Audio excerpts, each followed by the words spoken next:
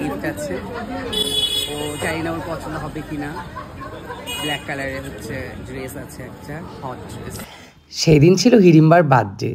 আরে না না, হিড়িম্বা তো আমি ওকে মজা করে বলি, ওর নাম সুমিত, ও আমার বেস্ট ফ্রেন্ড। তো আমি রেডি হয়ে যথারীতি পৌঁছে গেলাম গোল্ডেন টিউলিপে। গিয়ে দেখলাম ও ছিল, সাথে ওর কিছু কলিগরা। শুরু হয়ে গেল কেক কাটিং। তো আমি যে নামটি দিয়েছিলাম হিড়িম্বা, সেই নামটি ধরেই সবাই ডাকছিল, খুব হাসি ঠাট্টা করা হচ্ছিল। সবাই, ওর কলিগরাও বলছিল এটা হচ্ছে ওর নিউ নাম কি লঞ্চ করেছো? তো আমি বলছিলাম হ্যাঁ।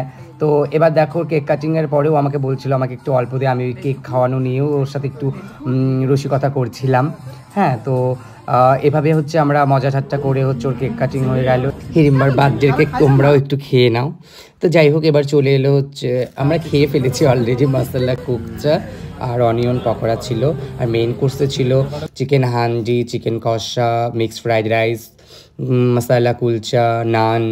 যাই হোক, তো এর মধ্যে আমরা দেখো অলরেডি খাওয়া শুরু করে দিয়েছি। তো তোমরা দেখতেই পাচ্ছ সবাই খুব ব্যস্ত খেতে।